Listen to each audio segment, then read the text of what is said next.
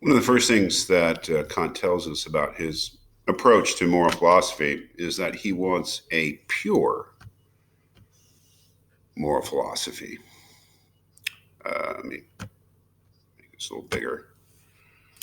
He wants his moral philosophy to be pure. That is a word that is so ambiguous and there's so many connotations that it's apt to be misunderstood in the way that he's using it. I think he's using it in a very specific way.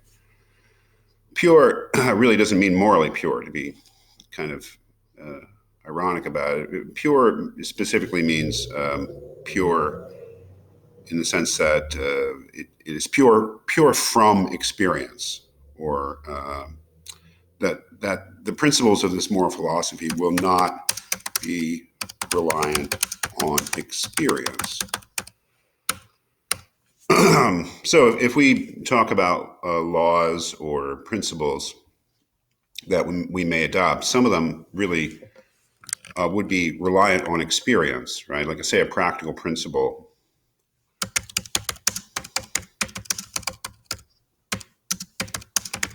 something like that. That would not be a pure principle. It would be one that was based upon experience.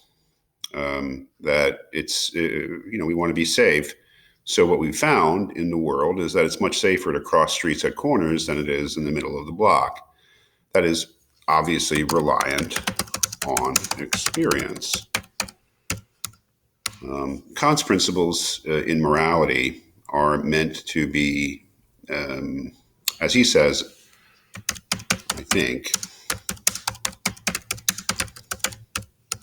based on reason alone, in the sense that they are truths that we come to not because we have experience of the world and we say generalize from particulars, but they are principles that you might say are built in to thinking itself. And therefore, he would say, are not a posteriori, which basically means posterior to or after, and the after is experience. Oh, I'm sorry, a posteriori. So only cross at corners would definitely be a prudential rule that we follow a posteriori, that is based upon our experience. That in fact, as it turns out, it's safer to cross at corners than in the middle of the street. A principle that was not a posteriori would be a priori, which I take to mean prior to experience, before experience. Something that does not rely upon our particular or experience of the particulars of the way the world happens to be, but are so fundamentally entrenched in our thinking that they are undeniable, and that we hold to them not because they seem to hold true in experience, say like they only cross at corners, but because they must be true. They carry with it a necessity. We are familiar with these sort of principles. Thomas called them self-evident first principles, right? Thomas Aquinas. In, let's say, mathematics, such a principle would be something like um,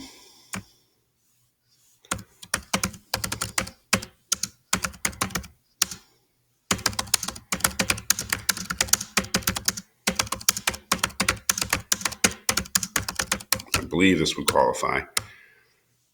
Basically saying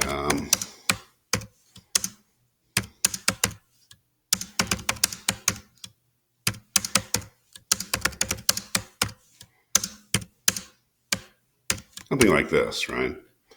Quantities which are equal to the same are equal to each other. So if A equals C and B equals C, then A equals B. Something like that, which would be the kind of thing you wouldn't have to check. That it wouldn't be something that would be an empirical generalization.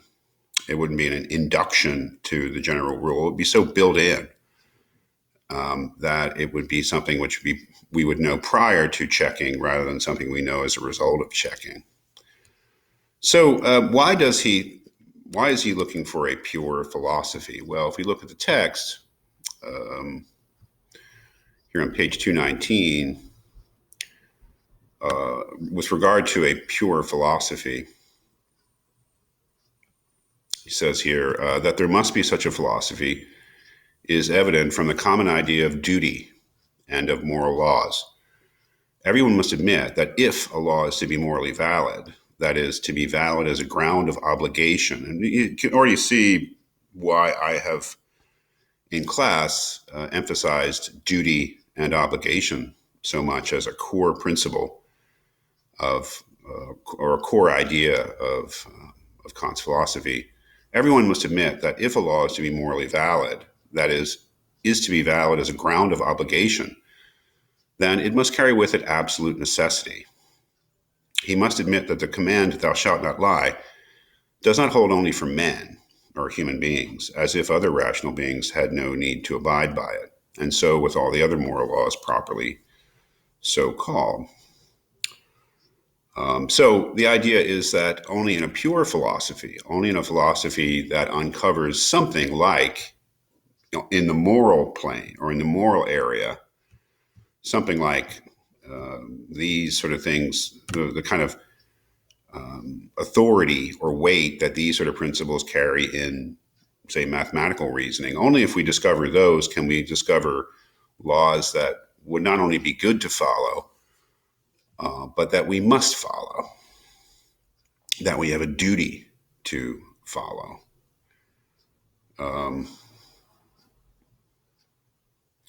Things that, well, this is such a great quote. I don't know if it directly relates, but later on in this introductory part, he says, for in the case of what is to be morally good, that it conforms to the moral law is not enough. That is, that it happens to be in conformity with the moral law is not enough. It must also be done for the sake of the moral law. Now, yes, this leads us into other territory, but that's okay, because it leads us into what he says in the beginning of the first section, this section here, and what he says about the goodwill. A goodwill, he says, what does he say about a goodwill? There's no possibility of thinking of anything at all in the world, or even out of it, which can be regarded as good without qualification, except a goodwill. Something which is absolutely good, something which is good in itself, something which is unconditionally good, he says, is a goodwill. Something that is always good. So what this indicates to us, I think, on a broad level, is that to be a Kantian, one of the parts of being a Kantian is that we are looking at intention.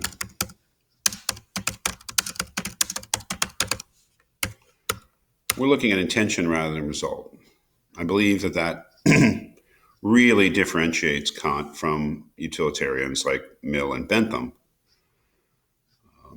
That is that it's, as I said, it's okay. Cliches are okay. It's the thought that counts, meaning it's the intention that counts. It's not the outcome of an action which determines its moral worth. It's the intention that determines its moral worth.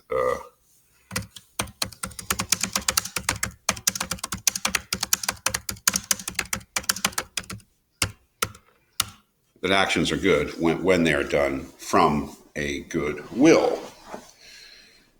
And yes, it's not that Kant denies the importance of the results or consequences of actions. But, Kant,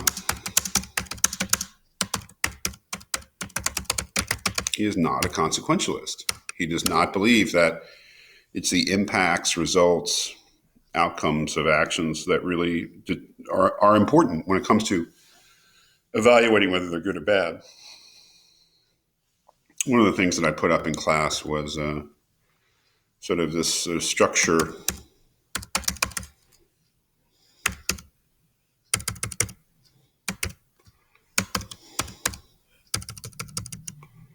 of all actions. There's an intention behind the action, is why somebody did it. There's the act itself, and then there's the outcome or the result or consequence of the action. To be a utilitarian is more or less to focus on the right-hand side. To be a Kantian, yes, is to focus on the left-hand side. That is, when we are evaluating what's in the middle, the act itself, saying whether it's good or bad, as utilitarians, we would focus on the right-hand side to determine the moral worth of the act. If we were Kantians, we would focus on the left-hand side. And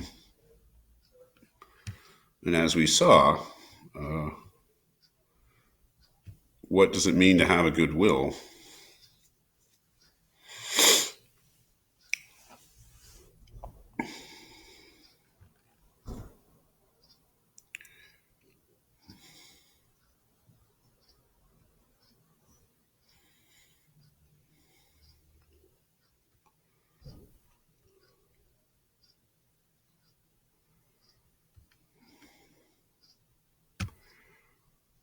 Just looking for the right quote to illustrate what I'm about to say, but I think you know what I'm about to say.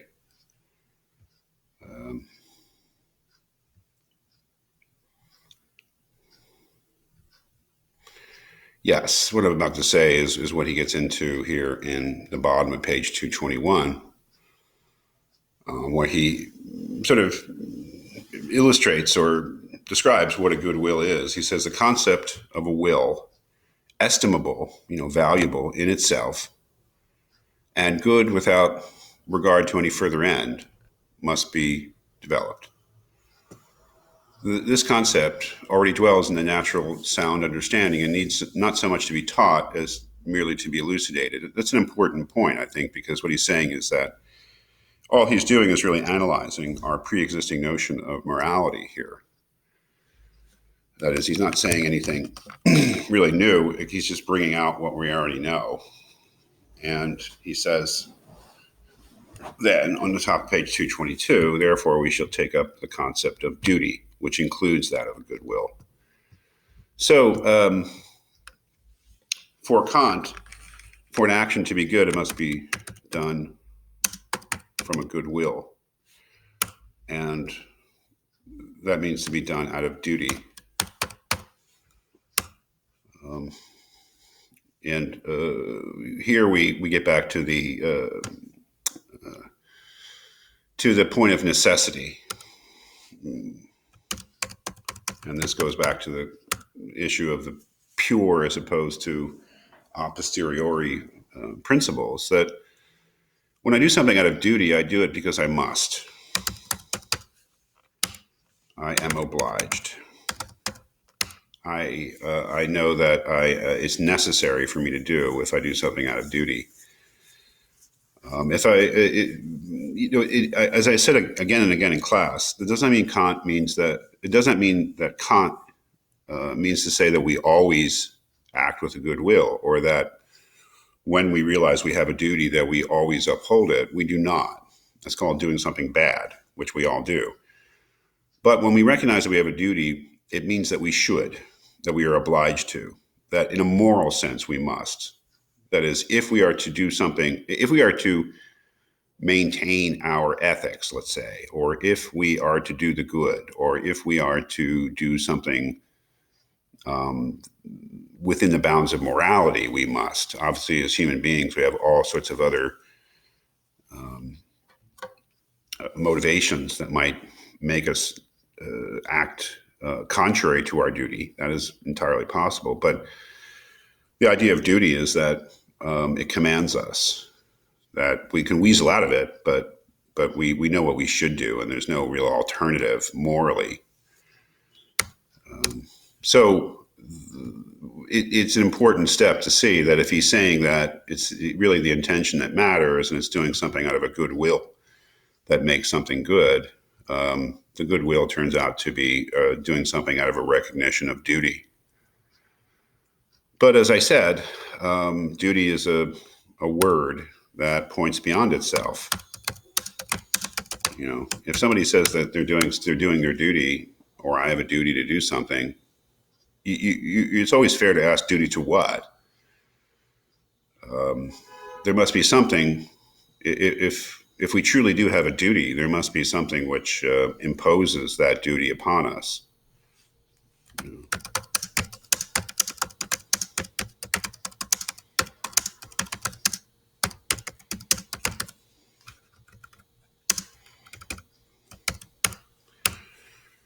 You can't just say you have a free-floating duty. You don't. There's always a duty to something. And so maybe the last step here is, say, well, what is he saying we have a duty towards? If an action is good if it's done out of duty, then what is that duty towards? What is it that imposes that duty? Again, looking for the right quote. I may or may not find it, but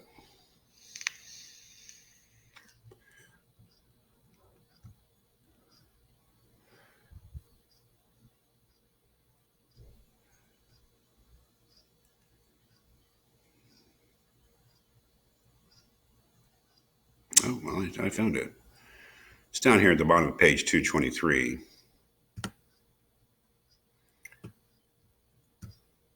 I'm sorry.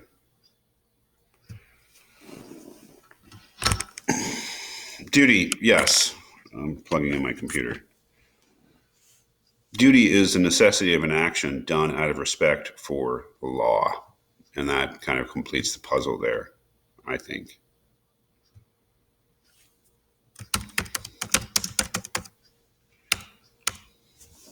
So you might say that if a goodwill is doing something out of duty, then duty is that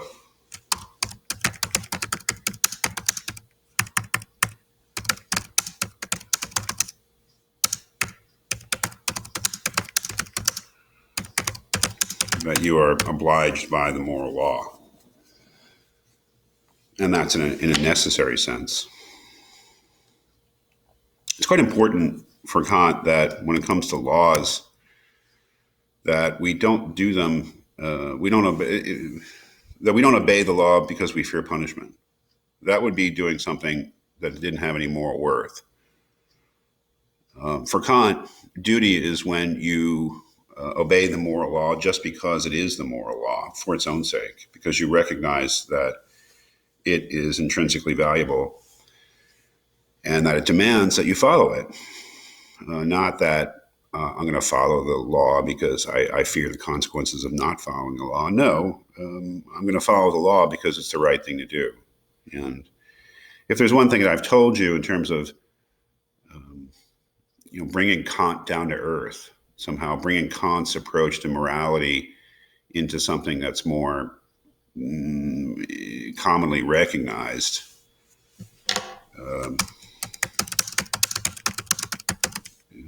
Kant's moral philosophy is about doing the right thing. And doing the right thing no matter what, which may be a little extreme, but I think that's what he says. Doing the right thing and doing it even when it is inconvenient to do the right thing, right? Doing it when doing the right thing makes you less happy. Doing the right thing even when it makes everyone else less happy.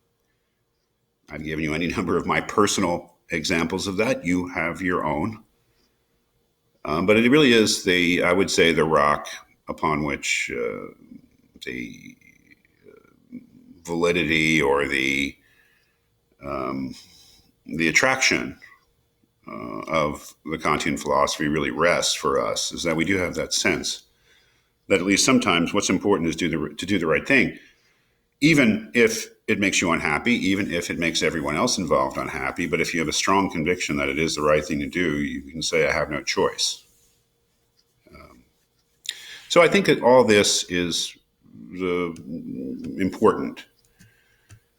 All of this is important to see in Kant's philosophy before we get to the categorical imperatives. But that is really where we need to go to next. That is, and as we logically progress here, we've gotten to this point here that we've gotten to the point of recognizing the moral law, but what he's got to do is to specify what the moral law is. What are these things which lay up these duties upon us? What are these principles that somehow oblige us and demand that we follow them in every situation? And that's where we get to the categorical imperatives.